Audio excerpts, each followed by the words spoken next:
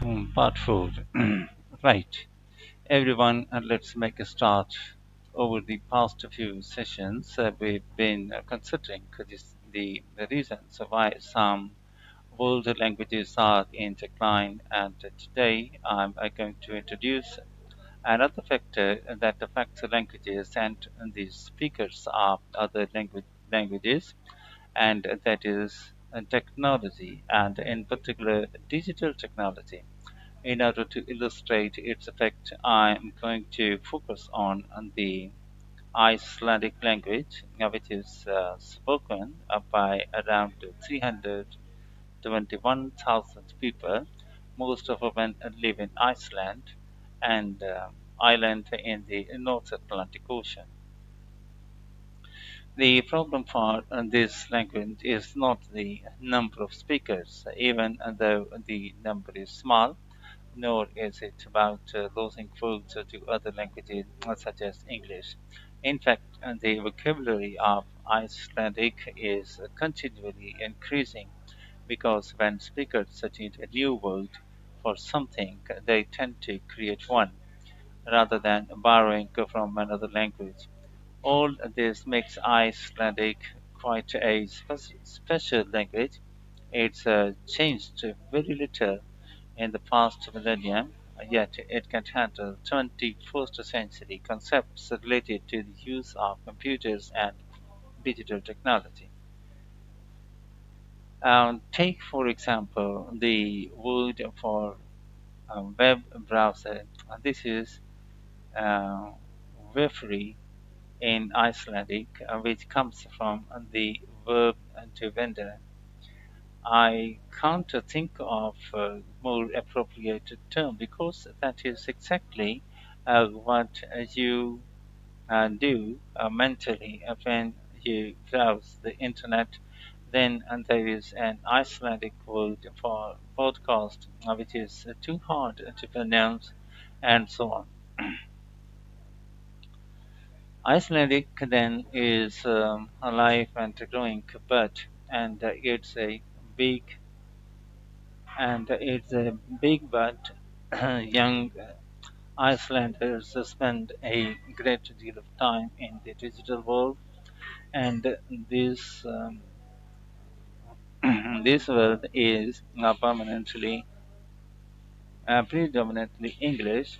Think about smartphones, and they didn't even exist until comparatively recently, but today young people use them all the time to read books, watch TV and films, play games, listen to music, and so on. Obviously, and this is a good thing in many respects because it promotes their bilingual skills. But the extent of the influence of English in the virtual world is staggering, and it's all happening really fast. For the parents and grandparents, the change is less concerning because they already have their native speaker skills in Icelandic. But for young speakers, well, the outcome is a little troubling. For example, teachers have found that playground conversations in Icelandic secondary schools can be conducted entirely in English, while teachers of younger children have reported situations where their classes find it easier to say what is in a picture using English rather than Icelandic. The very real and worrying consequence of all this is that the young generation in Iceland is at risk of losing their mother tongue. Of course, this is happening in other European languages too, but while internet companies might be willing to offer, say, French options in their systems, it's much harder for them to justify the expense of doing the same for a language that has a population the size of a French town, such as Nice,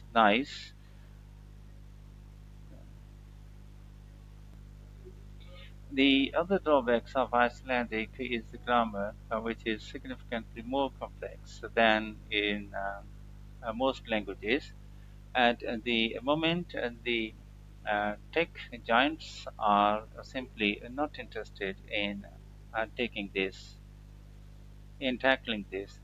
So, what is the Icelandic government doing about this? Well, larger sums of money are being allocated into a fund, the language technology fund, that it is hoped will lead into the development of Icelandic sourced apps and other social media and digital systems. But clearly, this is going to be an uphill struggle. On the positive side, they know that Icelandic is still the official language of education and government.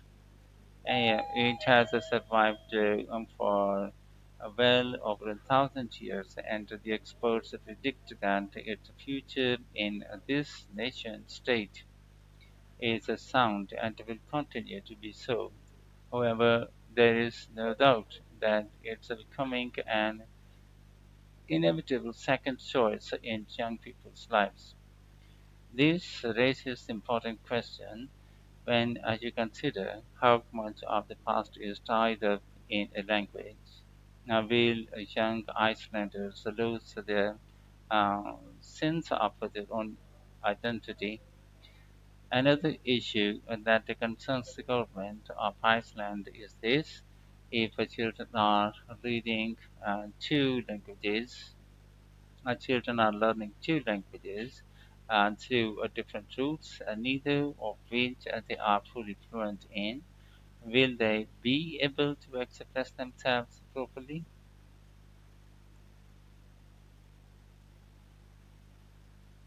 Test 2, Part 4, questions 31 to 40.